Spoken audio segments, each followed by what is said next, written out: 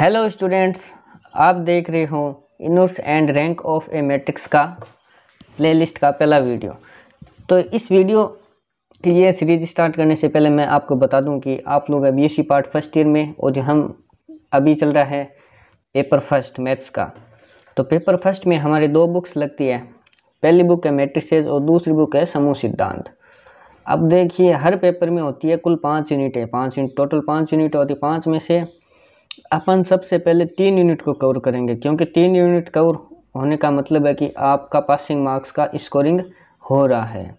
क्योंकि बीएससी का कोर्स बहुत लंबा है, इसलिए हम सबसे पहले हर पेपर की 3-3 यूनिट करेंगे। 3 यूनिट इसकी करेंगे, 3 यूनिट पेपर सेकंड की करेंगे और 3 यूनिट पेपर थर्ड की करेंगे। अगर उसके बाद भी टाइम बच जाता है तो हम बाकी की 2-2 यूनिट और कर लेते हैं। तो मैं आप लोगों को ये बताना चाहता हूँ कि इसमें 5 यूनिटें कौन कौन सी हैं, और ये हमारी 2 बुक्स लग रही है। इन दोनों बुक्सों को मिला के 5 यूनिट बन रहे हैं। वो देखिए आप, पहली बुक है मैट्रिसेस। मैट्रिसेस बुक ये रही। इस बुक में हमारे पास कितने चैप्टर और उनसे कितने यूनिट्स बनती है वो बता रहा हूँ। तो यूनिट नंबर फर्स्ट बनेंगी समीकरण सिद्धांत और दूसरा चैप्टर है त्रिघात एवं चतुर्घात समीकरणों के हल। इन 2 चैप्टरों से पहली यूनिट बन जाएगी, जो कि पहली यूनिट बन जाएगी। ठीक है, दूसरी यूनिट बन रही है, पहला चैप्टर है मैट्रिसेस, दूसरा चैप्टर है मैट्रिक्स की प्रतिलोम एवं जाति, तीसरा चैप्टर है रैखिक समीकरण और चौथा है आइगन मान तथा आइगन सदिश। तो इन 4 चैप्टरों से बन रही है यूनिट नंबर सेकेंड। अब देखिए, पहली यूनिट दूसरी यूनिट ये कुल मिला के 6 चैप्टर हैं। इनमें ये 6 चैप्टर हमारी मैट्रिक्स बुक में दिए हुए हैं। तो मैट्रिक्स बुक से 2 यूनिटें कवर हो रही है। अगर हम मैट्रिक्स की पूरी बुक करें तो उससे 2 यूनिट कवर हो जाएगी। अब देखिए, नेक्स्ट बुक आती है समूह सिद्धांत, इसी पेपर की है। तो समूह सिद्धांत में बची हुई 3 यूनिट्स हैं। पहली यूनिट है समूह एवं इसके प्रगुण और दूसरा चैप्टर है उपसमूह। इन 2 चैप्टरों से एक तीसरी यूनिट बन जाती है। और चौथी यूनिट बनेगी अपना तीसरा चैप्टर है प्रसामान्य उपसमूह और 5वां चैप्टर है समूह समाकारिता। इन 2 चैप्टरों से चौथी यूनिट बन जाएगी। और 5 यूनिट बनेगी केवल एक चौथे चैप्टर से क्रमचय समूह। ये 3 यूनिट है, तीसरी चौथी और 5वीं यूनिट, जो कि बुक समूह सिद्धांत से बनेगी। तो हमने अभी क्या किया था, हम अभी यूनिट नंबर सेकंड कर रहे हैं। सबसे पहले यूनिट नंबर सेकंड कर रहे हैं। तो उसका पहला चैप्टर है मैट्रिसेस, पूरी प्लेलिस्ट दी हुई वो हमने कवर कर ली थी। आज हम करेंगे दूसरा चैप्टर, यूनिट नंबर सेकंड का दूसरा चैप्टर करेंगे, मैट्रिक्स की प्रतिलोम एवं जाति। ये वाला करेंगे। सबसे पहले हम यूनिट नंबर सेकंड कवर करेंगे, उसके बाद यूनिट नंबर फर्स्ट कवर करेंगे, उसके बाद यूनिट नंबर थर्ड, फोर्थ या फिफ्थ, इन तीनों में से एक करेंगे। कुल मिला के कहने की बात यह कि मैट्रिक्स वाली पूरी बुक हम करेंगे। तो आज हम स्टार्ट करें मैट्रिक्स की प्रतिलोम एवं जाति। तो मैं आशा करता हूँ कि आप सभी लोगों को ये समझ में आ गया होगा। तो चलिए आज की वीडियो हम स्टार्ट करते हैं।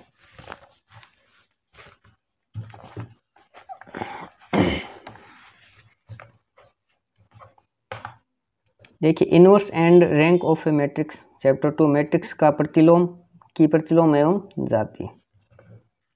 तो सबसे पहले अपने को ये पता होना चाहिए कि सहखंडज क्या होता है, सहखंडज मैट्रिक्स क्या होती है, सहखंडज मैट्रिक्स क्या होती है। तो वर्ग मैट्रिक्स का पता ही है, पिछले चैप्टर में हमने पता था वर्ग मैट्रिक्स क्या होता है, जिनमें पंक्तियों और स्तंभों की संख्या बराबर होती है, वर्ग मैट्रिक्स होता है। वर्ग मैट्रिक्स ए की सारणिक ए के अवयव। अब देखिए, ये मैट्रिक्स ए मान लिया अपन ने, ए बी सी डी, ये 2x2 किया तो ये वर्ग मैट्रिक्स हो गई, ये वर्ग मैट्रिक्स है। अब इसे सारणिक कैसे बनाएंगे, सारणिक का चिन्ह ऐसे होता है। सारणिक बनाने के लिए 2 डंडियां लगाएंगे, ए बी सी और डी, ये सारणिक बन गई।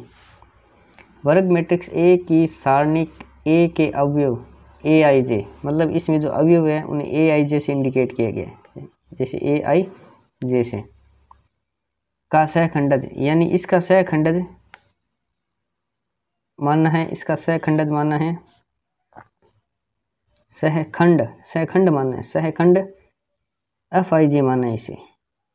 ए आई जे का सेकंड मान है एफ आई जे हो तो वर्ग मैट्रिक्स एफ आई जे, यानी अब जो मैट्रिक्स आएगी एफ आई जे की सेकंड की मैट्रिक्स आएगी उसका परिवर्त करेंगे तो हमारे पास क्या आएगा, सेकंडज मैट्रिक्स आएगी। सेकंडज मैट्रिक्स को एडजॉइंट ऑफ ए बोलते हैं, एडजॉइंट ऑफ ए बोलेंगे। तो एक एग्जांपल से मैं आप लोगों को समझा देता हूँ। मान ले 3x3 की एक मैट्रिक्स ले ली, A11 A12 A13 A21 A22 A23 A31 A32 A33, ये 3x3 क्रम की एक मैट्रिक्स है। तो इसका सारणिक मान है, इससे सारणिक मान है, सारणिक मान लिया अभी A11 A12 A13 A21 A22 A23 A31 A32 A33, सारणिक मान लिया। अब इसका ए आई जे निकालना है या एफ आई जे बोल दो, इसका एफ आई जे निकालना है। तो A11 का एफ आई जे कैसे निकलेगा, A11 का 1 और 1 दो हो गए, दो सम संख्या है तो यहाँ पे आएगा पॉजिटिव का साइन, सम संख्या तो यहाँ पे आएगा पॉजिटिव का साइन। फिर अपन सारणिक बनाएंगे और पहली पंक्ति और पहले स्तंभ को छोड़ देंगे और जो हमारे पास बचा उसका सारणिक का मान ज्ञात कर लेंगे। तो इसका सारणिक का मान हो जाएगा A3 A22 A23 A32 A33। तो इस पूरे को सॉल्व करेंगे ना तो हमारे पास आएगा एफ आई जे आएगा। तो इस प्रकार से हमारे पास एक सारणिक आ गई एफ आई जे की सारणिक आ गई। अब इस एफ आई जे की सारणिक मान लिया ये एफ आई जे की पूरी सारणिक है, तो इसका अपन ट्रांसपोज करेंगे। ट्रांसपोज करते ही हमारे पास क्या आ जाएगा, एडजॉइंट ऑफ ए आएगा, एडजॉइंट ऑफ ए आएगा। अगर आपको समझ नहीं आया तो वीडियो को फिर से देख ले, और इससे सरल तरीका और कुछ भी नहीं हो सकता। देख लीजिए एफ आई जे सेकंड होता है एफ आई जे को, उसे ए आई जे भी लिख सकते हैं। ए मैट्रिक्स ये और सारणिक ये सेकंड हो गया ए आई जे, सेकंड निकालिए इसका सारों का। ए आई जे एफ आई जे से बोल सकते हैं सेकंड को, सेकंड का ट्रांसपोज होता है वो सेकंडज होता है, उसे एडजॉइंट ए बोलते हैं। तो एडजॉइंट ए ऐसे निकल गया। अब देखिए सेकंडज मैट्रिक्स के प्रगुण, सेकंडज मैट्रिक्स के प्रगुण फर्स्ट दिया हुआ है। अगर एडजॉइंट ए में ए की गुणा कर दे, ए डॉट एडजॉइंट ए, तो वह क्या बनेगा, सारणिक ए इंटू आई एन या adjoint A into A, adjoint A into A बन सकता है। अब देखिए एडजॉइंट ए में एडजॉइंट की गुणा कर दे तो सारणिक ए की घात हो जाएगी n-2 इंटू हो जाएगा ए। एडजॉइंट ए का ट्रांसपोज है तो उसे एडजॉइंट ए का होल ट्रांसपोज भी लिख सकते हैं। एडजॉइंट ए बी बराबर adjoint B dot adjoint A. ये दो तो एकदम ही सिंपल है, और इन दोनों में आप लोगों को देखना पड़ेगा थोड़ा। ए डॉट एडजॉइंट ए है तो उसे एडजॉइंट आगे लिख सकते हैं और ए को पीछे लिख सकते हैं, और बीच में एक है सारणिक ए इंटू आई एन, और एडजॉइंट ए का एडजॉइंट ए से गुणा किया, एडजॉइंट से गुणा किया तो आया सारणिक ए की घात n-2 इंटू ए। तो इस प्रकार से ये दो फॉर्मूले तो याद करने पड़ेंगे, और ये दो फॉर्मूले अपने आप याद हो जाएंगे।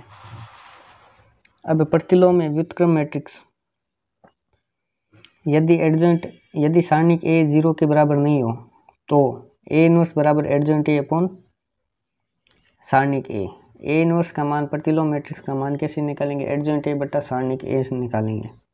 सबसे पहले एडजॉइंट ए निकालना पड़ेगा, उसके बाद सारणिक ए निकालना पड़ेगा। एडजॉइंट ए कैसे निकालते हैं अपन, एडजॉइंट ए पहले सेकंड निकालते हैं, उसका ट्रांसपोज करते हैं, सेकंड का ट्रांसपोज कर देंगे तो एडजॉइंट ए आ जाएगा।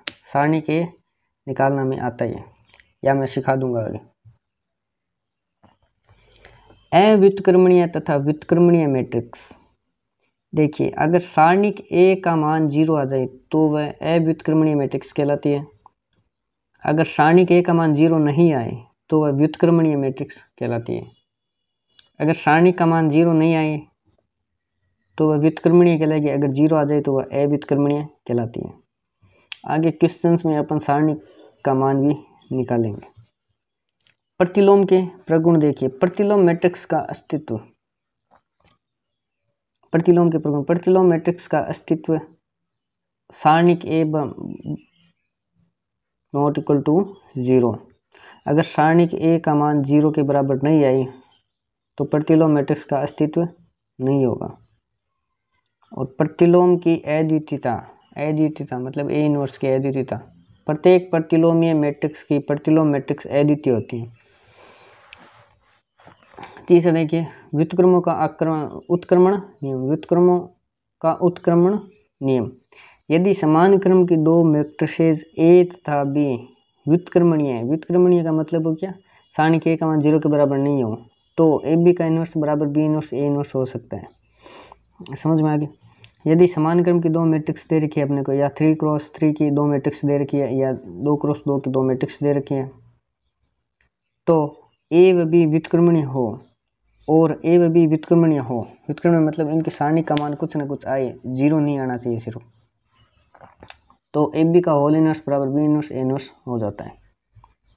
चौथा पॉइंट इसमें, यदि मैट्रिक्स ए व्युत्क्रमणीय हो, व्युत्क्रमणीय का मतलब हो गया सारणी के का मान 0 के बराबर नहीं हो, तो ए ट्रांसपोज तथा बी व्युत्क्रमणीय होती है, ए ट्रांसपोज भी व्युत्क्रमणीय होता है। यानी ए ट्रांसपोज ए व्युत्क्रमणीय हो, यानी उसका मान 0 नहीं आना चाहिए, कुछ ना कुछ आएगा, ए का मान कुछ ना कुछ आएगा सारणी के का मान, तो ए ट्रांसपोज भी व्युत्क्रमणीय होता है, यानी ए ट्रांसपोज का भी मान कुछ ना कुछ आएगा। तो ए ट्रांसपोज का इन्वर्स कर दिया, क्योंकि प्रॉपर्टी तो इन्वर्स की चल रही है, प्रतिलोम की चल रही है, ए ट्रांसपोज का इन्वर्स कर दिया तो ए इन्वर्स ट्रांसपोज इसे लिख सकते हैं। लंबिक मैट्रिक्स देखिए, एक वर्ग मैट्रिक्स लंबिक मैट्रिक्स कहलाते हैं यदि ए इन्वर्स बराबर ए ट्रांसपोज हो, ए इन्वर्स बराबर ए ट्रांसपोज हो तो वह लंबिक मैट्रिक्स कहलाती है। तो A into A transpose equal to I, और इससे ए ट्रांसपोज इंटू ए भी लिख सकते हैं, लेकिन ये शर्त आपने को ध्यान रखनी है, ए इन्वर्स बराबर ए ट्रांसपोज होना चाहिए, तभी लंबिक मैट्रिक्स होगी वो ए इंटू ए ट्रांसपोज। लंबिक मैट्रिक्स की प्रॉपर्टी तो ये है A into A transpose equal to I, लेकिन इसमें A inverse equal to A transpose होना चाहिए। नेक्स्ट देखिए, लंबिक मैट्रिक्स के प्रगुण, प्रगुण में क्या कहते हैं, लंबिक मैट्रिक्स की व्युत्क्रम मैट्रिक्स भी लंबिक होती हैं। लंबिक मैट्रिक्स की व्युत्क्रम, व्युत्क्रम यानी इन्वर्स, प्रतिलोम यानी इन्वर्स होता है, प्रतिलोम व्युत्क्रम एक ही चीज़ है। तो लंबिक matrix A into A transpose हो गया, उसकी व्युत्क्रम यानी इसकी inverse whole inverse A into A transpose की होल इन्वर्स भी लंबिक होती है, उसका मान भी आई के बराबर आएगा।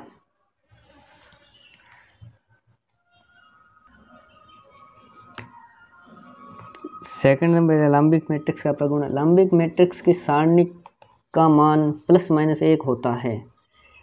ये अपने को याद रखना है कि लंबिक मैट्रिक्स का सारणी का मान +-1 होता है। तीसरा, यदि ए तथा बी समान क्रम की लंबिक मैट्रिक्स हो तो ए बी तथा बी ए भी लंबिक मैट्रिक्स होगी। हाँ ठीक है, ए लंबिक है, बी समान क्रम की मैट्रिक्स है और दोनों लंबिक है, तो ए बी मतलब ए लंबिक है और बी भी लंबिक है, तो ए इंटू बी भी लंबिक होगी और बी इंटू ए भी लंबिक मैट्रिक्स होगी। मैट्रिक्स का प्रतिलोम ज्ञात करने की विधि, अब यहाँ से आप लोगों को कुछ समझ आएगा, इतनी देर आपको कुछ ज़्यादा समझ में नहीं आ रहा होगा, क्योंकि यहाँ तक अपने क्वेश्चन नहीं कर रहे थे, अब अपन फॉर्मूले भी करेंगे, क्वेश्चंस भी करेंगे। मैट्रिक्स का प्रतिलोम ज्ञात करने की विधि समझिए। देखिए, पहली विधि ये होती है कि पहली विधि सहखंडज मैट्रिक्स विधि। सहखंडज सबसे पहले अपने सहखंडज बताई थी एडजॉइंट ऑफ ए, तो उसमें क्या होना चाहिए, सबसे पहले होना चाहिए सारणिक ए का मान 0 के बराबर नहीं होना चाहिए, यानी अगर सारणिक ए का मान 0 आ गया तो यह विधि नहीं लगेगी। अगर 0 नहीं आया, सारणी का मान कुछ आ रहा है, तो यह विधि लगेगी। विधि क्या है, A inverse equal to adjoint A upon सारणिक A, A inverse equal to adjoint A upon सारणिक ए। एडजॉइंट ए का मान कैसे निकालेंगे, ए आई जे या एफ आई जे सहखंड होता है, सहखंड का ट्रांसपोज करना है, सहखंड का ट्रांसपोज करना है तो एडजॉइंट ए आ जाएगा। सेकंड विधि है ई रूपांतरण विधि। ई रूपांतरण विधि एकदम आसान है इससे भी, तो A is equal to I into ए।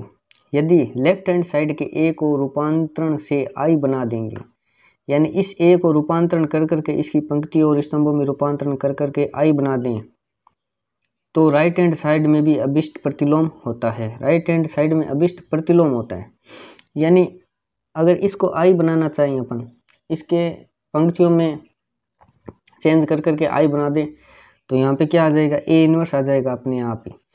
देखिए ए बराबर आई ए है, इसे आई बना दिया तो आई बराबर आ जाएगा ए इनवर्स इंटू ए। तो इस प्रकार से अपने को ये ध्यान में रखना है। अब अपन करेंगे आगे एग्जाम्पल जिससे कि आपको और क्लियर होगा। ये एग्जाम्पल दिया हुआ है,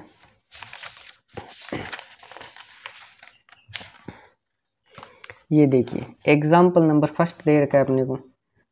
मैट्रिक्स ए बराबर 1 1 1 1 2 -3 2 -1 3 की सहखंडज मैट्रिक्स ज्ञात कीजिए, यानी एडजॉइंट ऑफ ए, तथा सत्यापित कीजिए कि ए इंटू एडजॉइंट ऑफ ए बराबर एडजॉइंट ऑफ ए इंटू ए बराबर सारणिक ए इंटू आई। तो हम कर लेंगे।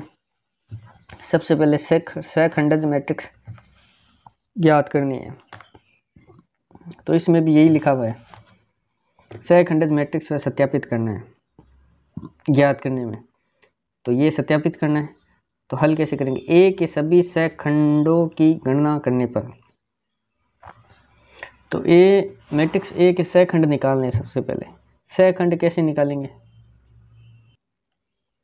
अब इस मैट्रिक्स के सहखंड निकालने हैं। सहखंड निकालने के लिए हम मानेंगे, देखिए इस अवयव को क्या बोलते हैं, A11 बोलते हैं, क्योंकि पहली पंक्ति और पहला स्तंभ है। और इसे बोलेंगे A12 पहली पंक्ति दूसरा स्तंभ, A13 A21 A22 A23 A31 A32 A33। तो हमें पता है कि इस मैट्रिक्स के अवयव ये। अब देखिए सहखंड निकाल रहे अपन, सहखंडस तो इसका इनवर्स होता है। तो सहखंड निकालने के लिए सबसे पहले अब इस अवयव में देखिए, एक और एक को जोड़ेंगे तो 2 आएगा। तो 2 क्या है, 1 + 1 जोड़ेंगे तो 2 आएगा। 2 क्या सम संख्या है, सम संख्या है तो इसका सहखंड निकालेंगे तो इसके आगे प्लस लगाएंगे, इसके आगे प्लस लगा देंगे। और इसमें क्या है, 1 और 2 जोड़ा तो आ गया 3। 3 है विषम संख्या, विषम संख्या है तो इसका सहखंड निकालेंगे। जैसे लिख दिया मैंने, A11 बराबर माइनस, A11 माइनस नहीं होगा, ये तो प्लस ही होगा। और ये लो, ये सहखंड हो गया इसका। और A12 A13, A12 का जोड़ करने पर 3 आ रहा है, 3 विषम संख्या है इसलिए यहाँ पे लगा दिया माइनस का। फिर सहखंड निकालेंगे, सहखंड और निकालेंगे। पहले अपने साइन को समझिए, क्योंकि सहखंड की मान लिया मैंने ये मैट्रिक्स बना दी सहखंड की है। तो इसमें A11 पॉजिटिव होगा, A12 होगा नेगेटिव, A13 होगा पॉजिटिव, ठीक है। A21 होगा नेगेटिव क्योंकि इसमें 3 आ रहा है। A22 पॉजिटिव होगा, A23 होगा नेगेटिव। और क्या होगा, A31 A32 और A33, इसमें 3 और 2 5, ये भी नेगेटिव होगा। यानी 1 2 3 और ये 4 निकालने के बाद इसके आगे माइनस से मल्टीप्लाई करवानी पड़ेगी और बाकियों में नहीं करवानी पड़ेगी। कहने का मतलब ये है। तो सबसे पहले हम A11 निकालेंगे। A11 निकालने के लिए क्या करेंगे, इस ऊपर वाली मैट्रिक्स में देखिए, A11 निकालने के लिए A11 की पंक्ति पहली पंक्ति और पहला स्तंभ है, इन दोनों को छोड़ देंगे और बाकी इन दोनों को सॉल्व करेंगे अपन। इन दोनों को सॉल्व कैसे करेंगे, A11 बराबर हमारे पास बच गया 2 -3 -1 और 3। इसे सॉल्व कैसे करेंगे, 3 की सबसे पहले 2 से गुणा कराएंगे, 3 की कराएंगे 2 से गुणा तो आ जाएगा 6। फिर लगाएंगे माइनस और इन दोनों की गुणा करवाएंगे, इन दोनों के -1 और -3 की गुणा करवाएंगे। तो -1 गुणा -3 बराबर 6 - 3, यानी 3 आ गया हमारे पास। तो A11 आया 3। तो A11 के आगे पॉजिटिव साइन था तो पॉजिटिव ही रहेगा। जैसे सहखंड की मैट्रिक्स बनेगी प्रॉपर यहाँ पे बनेगी सहखंड, सहखंड बराबर, सहखंड निकालने के लिए सबसे पहले इसमें मैट्रिक्स जैसे मैट्रिक्स बनाते हैं उसमें माइनस लगा देंगे अपन, जहाँ जहाँ माइनस चाहिएगा वहाँ माइनस लगा देंगे। ये एक ही है, एक ही एक ही एक ही, 4 जगह माइनस है, तो पहला आ गया 3, ये लो 3। उसी प्रकार से दूसरे अवयव की सहखंड निकालेंगे। तो दूसरा अवयव, दूसरी पंक्ति और दूसरे स्तंभ को छोड़ने पर बाकी को मल्टीप्लाई कर देते हैं। तो दूसरी पंक्ति ये रही और दूसरा स्तंभ कौन सा है, ये वाला, इन दो को छोड़ दिया, इससे और इससे छोड़ दिया, फिर बचा क्या, 3 गुणा 1 3, फिर माइनस का साइन, और 2 गुणा 3 माइनस का 6। देखिए 3 गुणा 1 3, फिर माइनस का साइन, 3 गुणा 1 3, फिर 2 गुणा माइनस का 3 यानी माइनस का 6। ये लो माइनस का 6। अब इसे हल कर देंगे तो 3 + 6 बराबर 9। तो यहाँ 9 लगा दिया, तो 9 के आगे माइनस था तो माइनस ही रहेगा। अगर -9 आता तो क्या होता, प्लस हो जाता है यहाँ पे। इस प्रकार से पूरा सहखंड निकालेंगे। अब देखिए तीसरी पंक्ति का तीसरा अवयव है, तो तीसरी पंक्ति छोड़ देंगे, A13 है ना, पहली पंक्ति का तीसरा अवयव, तीसरे स्तंभ है, पहली पंक्ति तीसरा स्तंभ A13 है, इसमें लिखा पहली पंक्ति और तीसरा स्तंभ। तो पहली पंक्ति और तीसरे स्तंभ को छोड़ देंगे, बाकी इनको गुणा करवा देंगे। गुणा कैसे कराएंगे भाई, देखिए इन दोनों को तो छोड़ देंगे अपन, इन दोनों को छोड़ देंगे, इससे और इससे, इन दोनों पे उंगली रख ली। अब क्या कराना है, इसकी इसके साथ गुणा करवानी, -1 गुणा 1, फिर माइनस का साइन लगाना है, और 2 की करानी है 2 से गुणा, 2 गुणा 2, तो -1 -4 यानी माइनस का 5 है। तो ये माइनस का 5 यहाँ लिख देंगे, यहाँ लिख दिया। फिर देखिए इस अवयव की सहखंड निकालनी, यानी कुल ये हमने निकाल दिया A11 की, A12 की, A13 की, 3 की अवयव निकाल दी और 6 अवयव और बचे। इन सारों की सहखंड निकालनी पड़ेगी। तो सहखंड इसी प्रकार से निकालते हैं। अगर नहीं समझ में आया होगा तो एक बार और समझा देंगे। इस प्रकार से सहखंड निकालेंगे। अब तीसरे अवयव की सहखंड निकालेंगे, तो ये वाली और ये वाली पंक्ति छोड़ देंगे। तो 3 गुणा 1 3 -1, तो 3 + 1 4। फिर इस बीच वाली अवयव की निकालेंगे, ये और ये पंक्ति छोड़ देंगे, और 3 -2 1। फिर इस वाले अवयव की निकालेंगे, ये वाली और ये वाली पंक्ति छोड़ देंगे, -1 गुणा -1 माइनस का 2 माइनस का 3 और प्लस हो जाएगा क्योंकि माइनस यहाँ पे पड़ा था। इस अवयव की निकालेंगे तो -3 माइनस का 2 यानी माइनस का 5। फिर इस अवयव की निकालेंगे, -3 माइनस का 1 माइनस का 4 और प्लस यहाँ पे पड़ा है, माइनस माइनस प्लस हो जाएगा।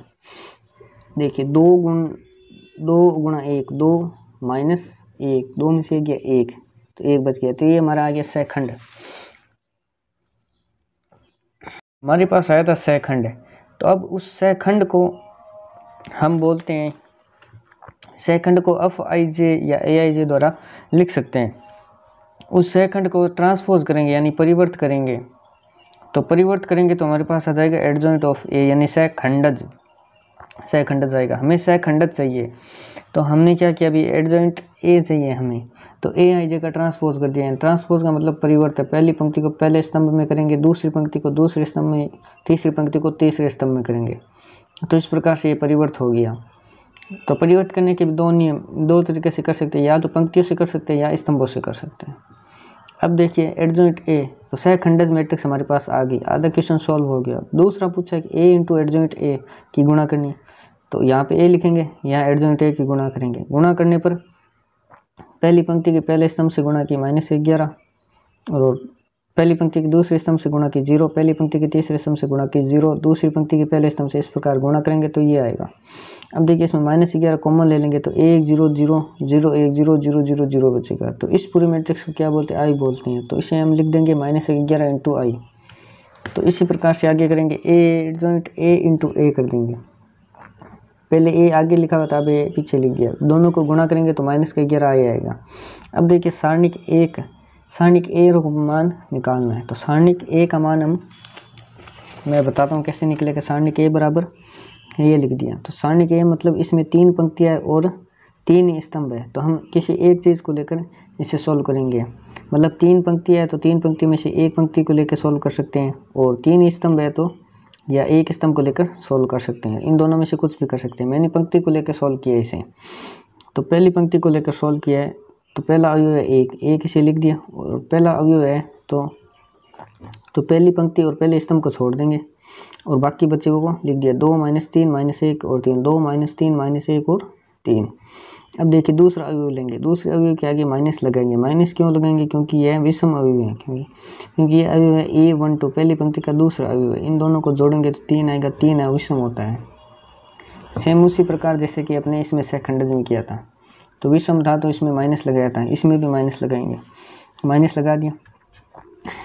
अब देखिए एक ये दूसरा एक लिया था तो दूसरी पहली पंक्ति और दूसरे स्तंभ को छोड़ देंगे, बाकी जो अभी बच रहे हैं उन्हें लिख देंगे 1 - 3 और 2 और 3, 1 - 3 2 और 3, 1 - 3 2 और 3 लिख दिए। अब तीसरे अवयव को लेंगे और इन दोनों को छोड़ देंगे, 1 2 और 2 और -1, 1 2 और 2 और -1 लेंगे। अब इसे सोल्व कैसे करेंगे? एक बार पढ़े 3 × 2 6 लिख दिया, फिर माइनस लगेंगे फॉर्मूले का और इन दोनों की गुणा कर देंगे, -3 - 1 3, 6 - 3 3, फिर माइनस का ये, फिर क्या करेंगे? फिर वापस यहाँ से चलेंगे, 3 × 1 3 - 3 दूनी 6, माइनस का 6 यानी 6 और 3 9 हो गए। फिर एक बार पढ़े यहाँ से चलेंगे वापस, -1 × 1 -1 माइनस का 4, माइनस फॉर्मूले का प्लस का 4, ठीक है, माइनस का 5, तो इन दोनों को जोड़ेंगे तो आएगा -11 सारणिक ए। तो ये देखिए सारणिक ए का मान आया -11। अब हमें निकालना था सारणिक ए × आई, तो सारणिक ए का मान है -11 और गुणा आई कर दिया, तो आई करते ही